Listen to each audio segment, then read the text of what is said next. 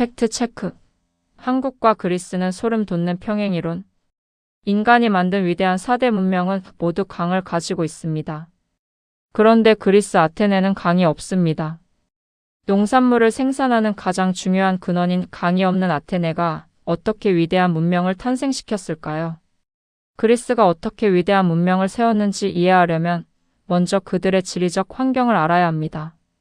재미있게도 그리스는 우리나라와 정말 소름 돋을 정도로 닮은 점이 많습니다. 첫째, 두 나라 모두 바다로 둘러싸인 반도 국가입니다. 둘째, 국토의 대부분이 산입니다.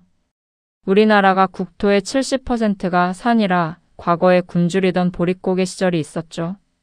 그런데 그리스는 한술 더 떠서 국토의 무려 80%가 험준한 산악지대입니다. 셋째, 섬이 엄청나게 많습니다.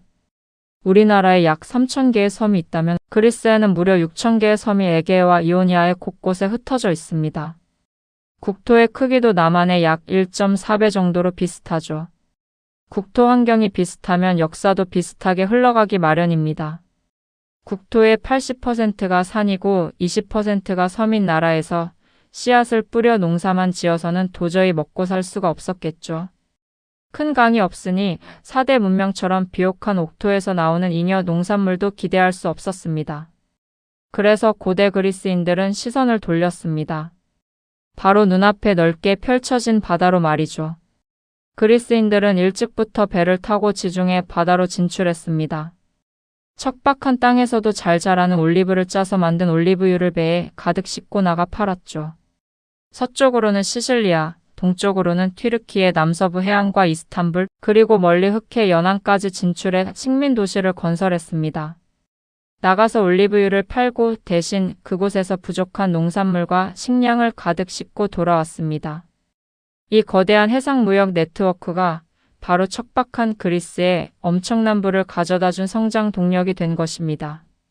그리고 이렇게 무역을 통해 얻은 경제적 풍요와 여유로움이 바탕이 되었기에 아테네를 비롯한 그리스 도시국가들은 문학과 철학, 민주주의가 꽃피는 위대한 문화의 도시로 성장할 수 있었습니다.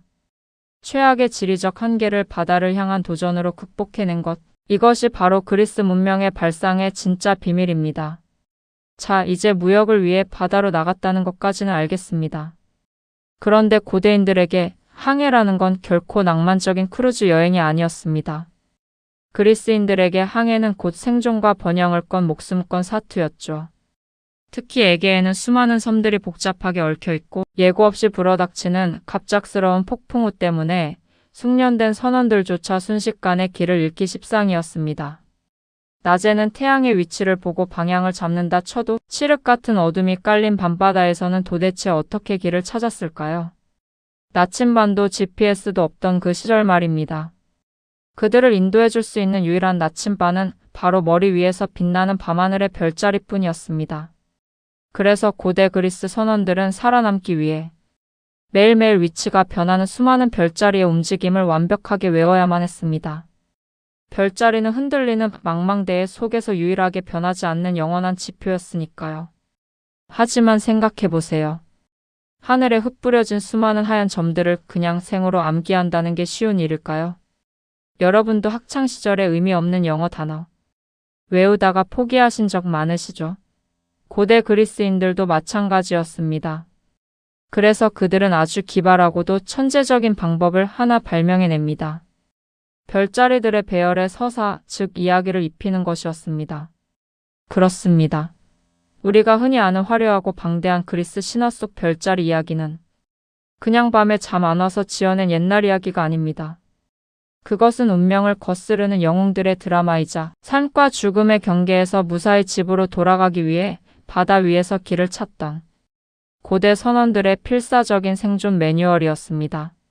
신화는 어부와 상인들을 위한 생존 매뉴얼.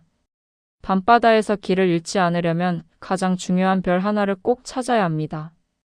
바로 항상 북쪽을 가리키고 있는 북극성이죠. 이 북극성이 포함된 별자리가 바로 작은 곰자리입니다. 고대 선원들에게 이 작은 곰자리는 목숨과도 같은 절대적인 나침반이었습니다. 그리스인들은 이 중요한 별자리를 잊지 않기 위해 신화를 만들어냅니다. 제우스의 연인이었던 칼리스토의 아들 아르카스가 곰으로 변해 하늘로 올라가 북쪽 하늘을 지키고 있다는 흥미진진한 이야기 말이죠. 또 어떤 이야기에서는 암소로 변했던 이오의 아들 아르카스가 하늘에서 북쪽을 지키고 있다고도 전해집니다. 복잡하고 어려운 천문학적 지식이나 기하학적 각도를 설명해주면 글을 읽을 줄 모르는 평범한 어부나 상인들은 이해할 수가 없습니다. 하지만 저기 북쪽 하늘을 봐. 아르카스가 곰이 되어서 우리를 지켜주고 있잖아라는 생생한 신화적 이야기는 그 누구라도 단번에 외울 수 있고 동료들에게 쉽게 전달할 수 있는 확실한 내비게이션이 되었습니다. 즉, 그리스 신화는 그저 재미있는 판타지 소설이 아니라 복잡하고 거대한 우주의 질서를 우리 삶의 언어로 쉽고 완벽하게 번역해 놓은 생존을 위한 실전 암기 비법이었던 것입니다. 선원들은 밤하늘을 올려다보며 신화 속 주인공들의 파란만장한 드라마를 떠올렸고 그 기억을 더듬어 망망대해 한가운데서 자신들의 정확한 위치와 나아가야 할 항로를 파악할 수 있었습니다. 한계에 부딪혔을 때 우리도 그리스인들처럼 여러분 오늘 이야기 어떠셨나요? 강이 하나도 없는 척박한 바위투성이 땅이라는 뼈아픈 한계가 오히려 그리스인들을 드넓은 바다로 이끌어 찬란한 문명의 꽃을 피우게 한 원동력이 되었습니다. 그리고 그 험난한 바다에서 살아남기 위해 하늘의 별을 보며 지어낸 수많은 신화 이야기들은 단순한 전설을 넘어 오늘날까지도 밤하늘을 수놓는 인류의 위대한 생존 매뉴얼이자 항해의 도구로 남아 있습니다. 혹시 지금 여러분의 삶에 건널 수 없는 큰 강이 가로막고 있거나 내가 가진 조건이 너무 척박하다고 느껴지시나요? 그렇다면 고대 그리스인들처럼 시선을 더 넓은 바다와 더 높은 밤하늘의 별로 돌려보는 건 어떨까요? 위기를 기회로 삼아 과감히 바다로 나아갔던 그들의 용기와 별자리의 이야기를 입혔던 그들의 지혜가 오늘을 살아가는 우리에게도 훌륭한 내비게이션이 되어줄 것입니다. 오늘의 지식 여행이 즐거우셨다면 그리고 여러분의 인생 항해에 작게나마 영감을 주었다면 구독과 좋아요, 알림 설정 꼭 부탁드립니다.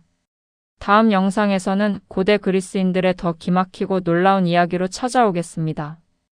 여러분 오늘 하루도 깔림해라. 감사합니다.